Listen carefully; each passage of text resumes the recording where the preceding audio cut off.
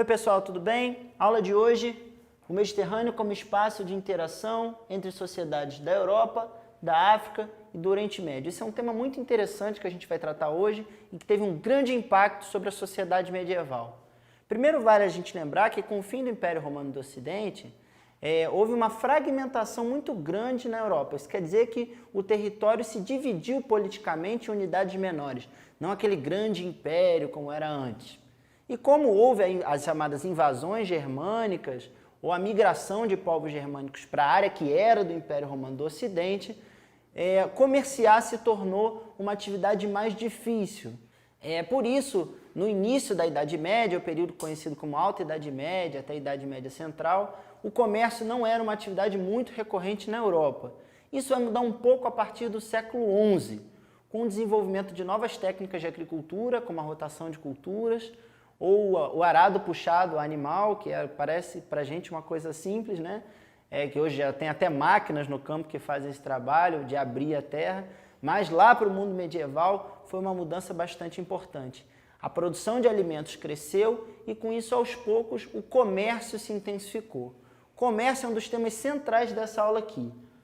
Então isso faz a gente cair aqui nesse primeiro ponto, que são as rotas comerciais que ganharam força na Europa, sobretudo a partir desse contexto que eu falei para vocês. Então agora a gente vai identificar juntos algumas dessas rotas comerciais e perceber como é que o mar Mediterrâneo, esse mar que fica entre Europa, África e Ásia, era importante para o contato entre esses grupos humanos. Vamos dar uma olhada juntos? Confiram aqui esse mapa e vamos identificar aqui algumas localidades. Primeiro o continente africano e o norte da África. Eu destaquei aqui três cidades bastante importantes, Oden, Gama e Tombuctu. Já na Europa, Celta, Veneza e Flandres, como cidades bem destacadas de comércio. E aqui na Ásia, a gente vai ver melhor por quê, Calicut. Então o que acontece? Esse mar ele funciona, sobretudo a partir do século XI, como um espaço de renascimento comercial e de trocas de comércio e de culturas entre esses povos. Vamos identificar algumas dessas rotas aqui só para a gente entender isso melhor. Então agora, junto com você, com o olho no mapa, só pelo que a gente estava falando do mar Mediterrâneo, essa área aqui, entre esses três continentes, né, o africano, o europeu e o asiático, e cada uma dessas linhas coloridas aqui embaixo, uma rota muito importante. Em vermelho, essa rota que tem origem no continente africano, no norte do continente africano até a Europa. Depois, em verde, mais fininho, a rota das cidades italianas, olha, de distribuição de algumas dessas mercadorias pelo continente europeu. E a rota das especiarias, aqui um pouquinho mais longa, até lá o continente asiático. Então aqui destaque em verde mais grossinho a presença dos árabes, tanto na Península Arábica, quanto no norte da África, quanto no sul da Europa. Agora a gente vai aprofundar um tema mais específico, que é o comércio das especiarias. E aí para você ver como a história está presente nas nossas vidas e onde você menos espera. Por exemplo, na cozinha da sua casa. Eu trouxe aqui para vocês 3 das chamadas especiarias, que eram essas mercadorias de grande valor comercial que vinham lá da Índia e caíram no gosto europeu. Vou mostrar, por exemplo, para você, licença aqui, se eu deixar cair no chão já sabe, né? Aqui, essa é a canela. A canela que está em vários elementos da nossa culinária, em alguns doces, ela estava no gosto europeu desde a Idade Média.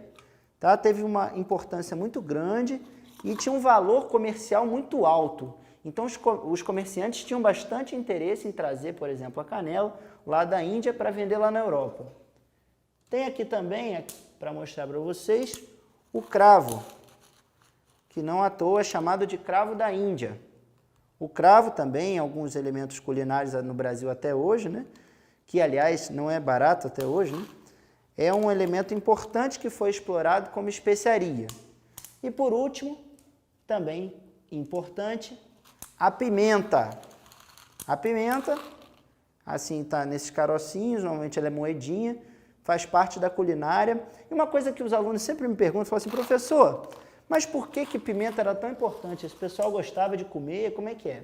Na verdade não, a gente tem que pensar um pouco além disso. É claro que existia o gosto culinário, isso era importante, mas naquela época, por exemplo, não tinha refrigeração, eles não tinham como guardar alimentos. A pimenta, por exemplo, tinha um uso muito grande na conservação desses alimentos, que eram guardados em geral em vasilhames e bastante temperados para evitar que eles estragassem rápido. Pode parecer bobo, né? Porque hoje a gente tem geladeira, na maioria das nossas casas tem geladeira. Mas naquela época isso era bastante importante e tornava essas mercadorias que vinham lá da Índia muito cobiçadas. Nessas áreas de encontros de comerciantes começaram a surgir importantes feiras medievais. Em cidades como Veneza, Flandres, eram encontros primeiro locais e depois se tornaram mais importantes. Mas é legal que a gente note que essas áreas não eram só para compra e venda, também era um encontro de pessoas e troca de culturas. Né? O mundo medieval ele era em geral muito fechado, muito local, mas tinha, a partir dessas feiras, uma possibilidade de troca de culturas. E por último, é muito importante comentar com vocês a importância dos mercados orientais. Nem só as especiarias era aquilo que vinha lá da Índia, vinha da Península Arábica. Também tinha interesse em tecido, ou seja, tinha um grande valor esse conjunto de mercadorias. Tanto que não à toa, teve um destaque aqui todo especial na aula, né, que já foi pensado como um registro. Como é que esses produtos, que de repente para a gente tem um valor mais simples, em outro momento já foi motivo da articulação de toda uma economia no continente europeu. Valeu, até a próxima!